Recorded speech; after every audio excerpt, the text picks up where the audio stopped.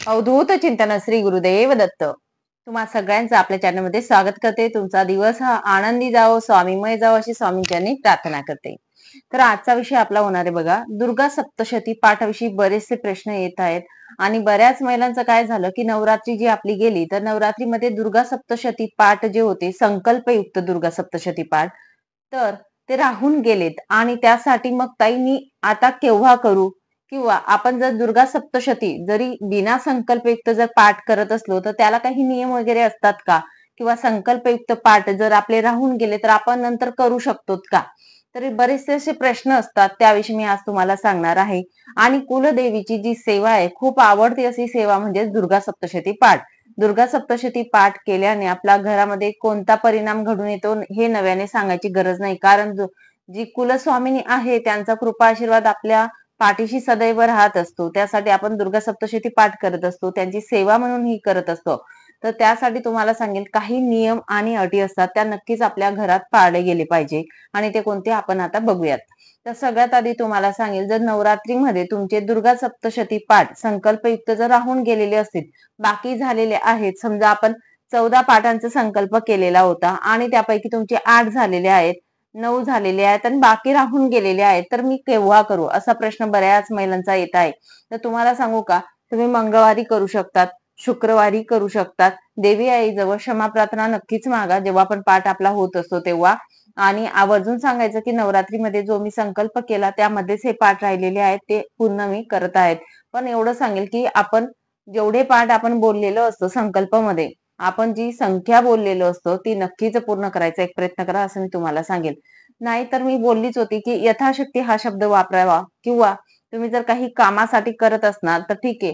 तुम्ही संकल्प करता तेव्हा काही कामासाठी तुम्ही जर म्हणजे संख्या बोलत असतात, तर मग तुम्हाला अशा पद्धतीने आपण पूर्ण करू शकतो. म्हणजे येणारा शुक्रवार किंवा मंगळवार जे देवीचे असतात त्या दिवशी तुम्ही करू शकतात, किंवा पौर्णिमेच्या दिवशी सुद्धा दुर्गा सप्तशतीचा पाठ जो असतो तो तुम्ही करू शकतात, किंवा दुर्गा अष्टमी हा तिथी असा असतो की आपण त्या तिथीला देखील तुम्ही दुर्गा सप्तशती पाठाचा जो म्हणजे आपला पाठ राहिलेला असतो तो करायचा असतो. पाठ म्हणजे काय हे सगळ्यांनाच माहिती, एक पारायण पूर्ण करणे. दुर्गा सप्तशती जो ग्रंथ असतो आपला, तो आपला पूर्ण म्हणजे मंत्र स्तोत्र मी सांगितलेले आहेत त्या पद्धतीने वाचन करणे संकल्पयुक्त मध्ये. एक मिनिट मी दाखवते तुम्हाला.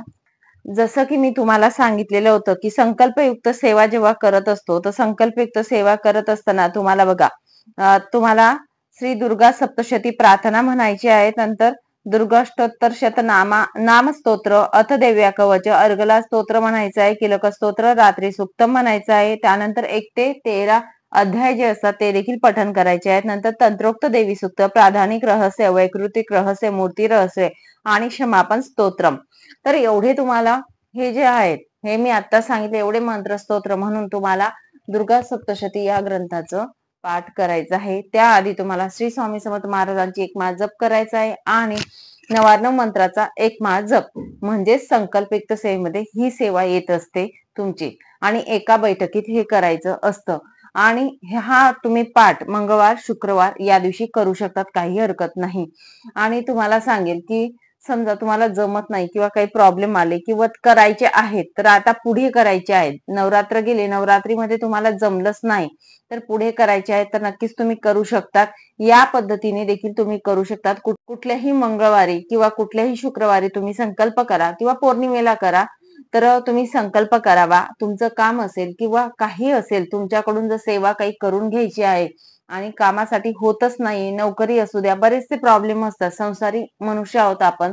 तर त्यासाठी जर तुम्हाला करायचं असेल तर तुम्ही संकल्प करा. संकल्पामध्ये तुम्हाला संख्या बोलायची आहे आणि या पद्धतीने देखील तुम्ही करू शकतात. म्हणजे असं नाही की लगातार 14 दिवसच करू शकतात. तर तुम्ही अशा पद्धतीने, तुम्हाला वेळ नसेल, नोकरी असेल, काहीतरी प्रॉब्लेम असतो, लहान मुलं असतात, तर मंगळवारी एक पाठ, शुक्रवारी एक पाठ, परत पौर्णिमेला एक, दुर्गाष्टमीला एक, अशा पद्धतीने तुम्ही करू शकतात. म्हणजे असं काही नाही की सलग तुम्ही 14 दिवस करावा. ठीक आहे, हे झालं. आता पाठ मांडणी वगैरे करायची का, तर संकल्पयुक्त जर पाठ तुम्ही करत असणार या पद्धतीने जर कराल, एक केव्हा एक केव्हा, तर तुम्ही नाही केली तरी चालेल. मंगळवारी देवघरासमोर बसून तुम्ही ही सेवा रुजू केली अगदी तरी चालेल. उपवास करायचा का? उपवास करता आला तर नक्कीच करा. नाही करायला शक्य नाहीये तुम्हाला उपवास करायला तर नाही केला तरी देखील चालेल, काही हरकत नाही. फक्त तुम्हाला सांगेल सात्विक भोजन घ्यायचं ज्या दिवशी आपल्या घरात.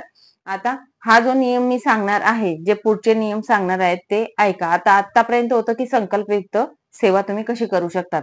आता यापुढे सांगणार आहे की संकल्पयुक्त आणि बिना संकल्पयुक्त जरी तुम्हाला सेवा रुजू करायची देवी आईची, दुर्गा सप्तशती पाठाची, तर त्यासाठी तुम्ही कोणते नियम फॉलो करायचे किंवा कोणते नियम पाळायचे बरेचसे महिला सांगत असतात. तर त्यासाठी सांगेल, सगळ्यात आधी तुम्हाला सांगेल ग्रंथ तुमचा स्वतःचा असावा. हा जो ग्रंथ असतो आपला दुर्गा सप्तशती ग्रंथ, हा दिंडोरी प्रणीत आहे केंद्रातून आणलेला, तर हा तुमचा स्वतःचाच असावा असं मी तुम्हाला सांगेल. त्यानंतर जपमाळ आपली असावी. आपण जेव्हा पठण करत असतो त्यावेळी साडी परिधान करणं आवश्यक आहे. काचेच्या बांगड्या ज्या असतात लाल किंवा हिरव्या एक एक तरी आपल्या हातात असाव्याच जेव्हा पाठ आपण करत असतो. हळदी कुंकू आपल्या कपाळी असावं. डोक्यावर पदर असावाच, आपल्या डोक्यावरती पदर घ्यायचाच आहे. नाहीच तरी आपण जे काय जेव्हा करत असतो, जेव्हा आपला पाठ संपल्यानंतर तेव्हा तरी आपल्या डोक्यावरती पदर असावा. पदर म्हणजे मान सन्मान देवीचा आपण करत असतो मनापासून. ठीक आहे. तर या गोष्टी करायच्या आहेत. एका बैठकीतच तुम्हाला पूर्ण करायची ही सेवा. उठू नका असं मी तुम्हाला सांगेल. एका जागेवरून उठत नाही, कोणाशी बोलायचं नाही. आपली सेवा होती तोपर्यंत आपण तिथे बसायचं आहे. सेवा करत असताना तुपाचा निरांजन जे असतं ते प्रज्वलित करायचं. तेलाचं राहिलं तरी चालेल, पण मी आवर्जून सांगेल की देवीची जेव्हा सेवा करतो तेव्हा तुपाचंच निरांजन तुम्ही प्रज्वलित करा. या पद्धतीने तुम्ही करू शकतात. उपवासाचं मी जसं मगाशी सांगितलं, उपवास तुम्हाला करता आला तर करा, नाही करता आला तर काही हरकत नाही, नाही केला तरी चालेल. फक्त जेवणाच्या आधी सेवा रुजू करायचा प्रयत्न करायचा आहे आपल्याला सकाळी. ती चांगली ठरते. कधी पण जेवणाच्या आधी आपण सेवा करायचा प्रयत्न करायचा आहे. 12-12:30ला चालेल सेवा. या कालावधीमध्ये दत्त महाराज आणि स्वामी समर्थ महाराजांची सेवा आपण करत नाही, पण मात्र कुलदेवीची सेवा चालत असते. काही हरकत नाही. तुम्ही त्या कालावधीमध्ये सुद्धा म्हणजे बसलेले असणार तर चालेल.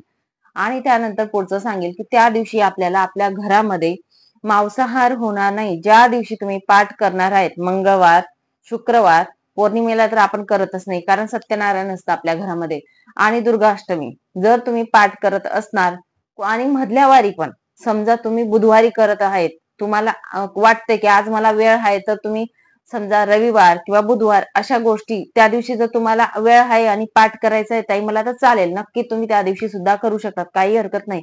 फक्त तुम्हाला सांगेल ज्या दिवशी तुम्ही पाठ करत असणार, संकल्पयुक्त करायला सुद्धा हा चालेल, काही हरकत नाही.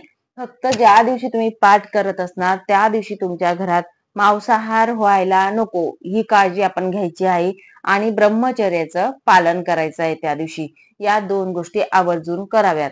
सगळ्या महिलांना आवर्जून सांगेल मी. आता महिलांनीच करावं का असं काही नियम असतो का? तर काही नाही, तसा नियम नाही.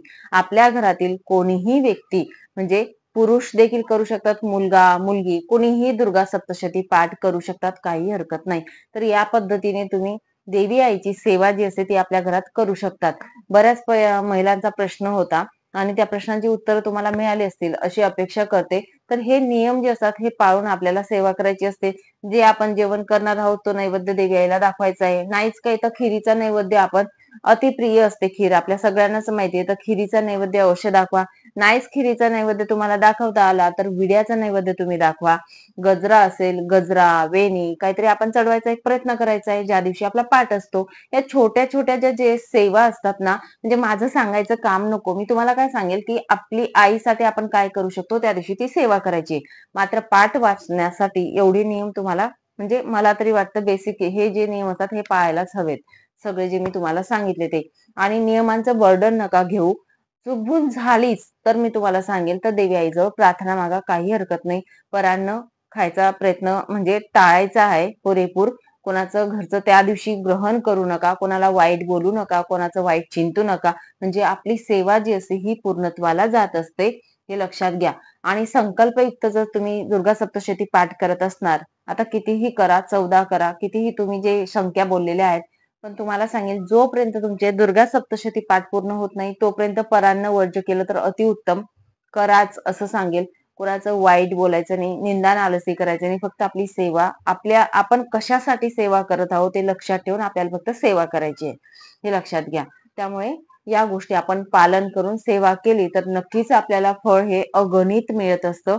देवी आईचा, कुलस्वामींचा कृपा आशीर्वाद सदैव आपल्या पाठीशी राहत असतो. म्हणून तुम्हाला सांगेल की हे प्रश्नांची उत्तर होती. अजून काही तुम्हाला वाटलं असेल तर नक्कीच मला सांगा. काही हरकत नाही. पुरेपूर तुमचं प्रश्नांचं उत्तर देण्याचा प्रयत्न करेल. एक मार्गदर्शन करण्याचा एक प्रयत्न करेल. चला मग सांगितलेली सेवा जी आहे ती कुलस्वामींच्या चरणी अर्पण करते आणि महाराजांच्या चरणी अर्पण करते आणि इथेच विराम घेते. नंतर अजून भेटेल अशाच एका व्हिडिओ सोबत. श्री स्वामी समर्थ. अवधूत चिंतन श्री गुरुदेव दत्त. माहिती आवडली असेल तर नक्कीच लाईक करा, शेअर करा आणि सबस्क्राईब करा, जेणेकरून येणारा प्रत्येक व्हिडिओ हा तुमच्यापर्यंत येईल. म्हणून सबस्क्राईब करायला विसरू नका.